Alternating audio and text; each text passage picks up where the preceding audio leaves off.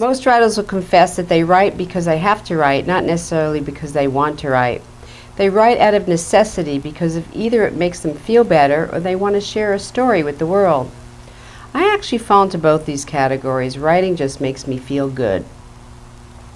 When I don't write, I feel as if something's missing from my life.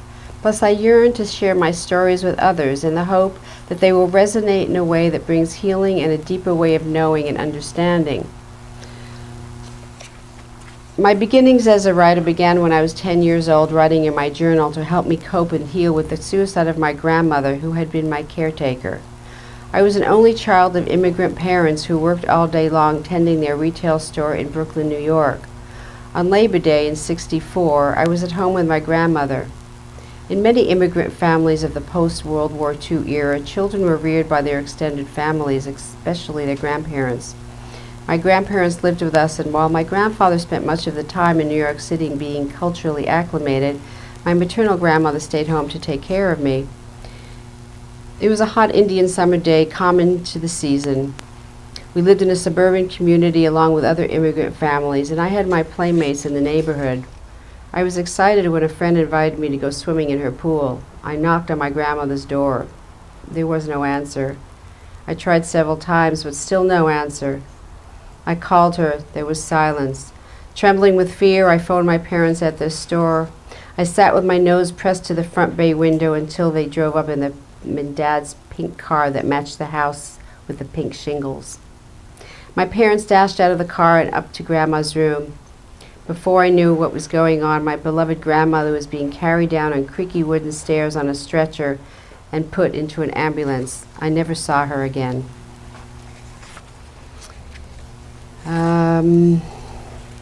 So I kind of wove a lot of personal stories, mine and others, into the book to kind of give examples of things we can write about.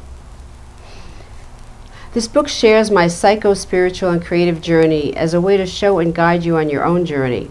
I write not only as a teacher, but as a fellow traveler interested in transformation through writing process. The important thing when you're writing is to keep an open mind and an open heart.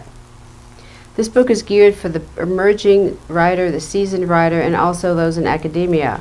I suggest that readers read through the book first and then return to the writing prompts scattered throughout.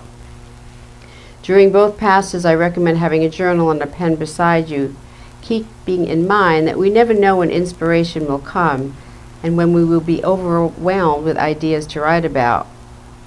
The most important thing to remember during the self-discovery process in writing, it's rather like a spiraling journey of the labyrinth. A labyrinth is a wonderful metaphor for life, given that in it we follow the path inward and then we return back out using a circular repeating pattern.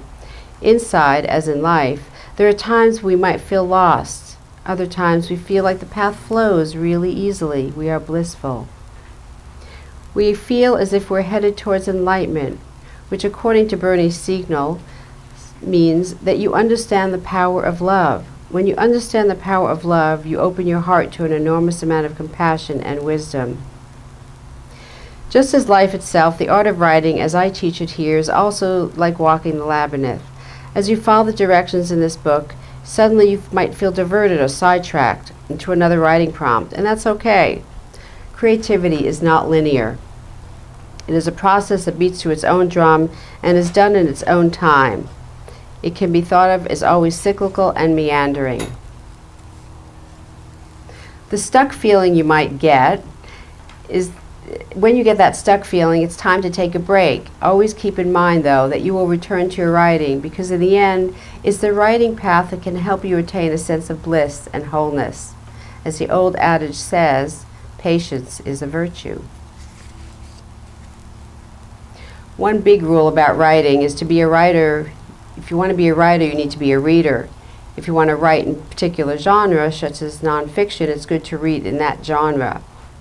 In many ways, I believe that our childhoods and whatever books we enjoyed as children or were exposed to as children will be what inspires us and moves us forward through life. I've always been drawn to biographies. I think my mother read a lot of them, and the biography section was the first place I dashed to on our weekly visits to the library. As a child, I loved reading stories about real people doing and feeling real things. The fantasy world never really fascinated me, although I'm very impressed by people who can write fantasy. While I occasionally read fiction, especially if written by a colleague, biographies and memoirs and poetry continue to be my genre of choice. When you read like a reader, then you pay attention to what is being said, but when you read like a writer, then you should be more attentive to the way the author is expressing his or herself. I think that the best writers read as both readers and writers, striking a balance between the two. When learning to be a writer, it's a good idea to read the works of those writers that you admire. Sometimes the mere act of reading their works forms like a osmosis to their style. When you read like a writer, you're observing how an author pulls you into his or her story.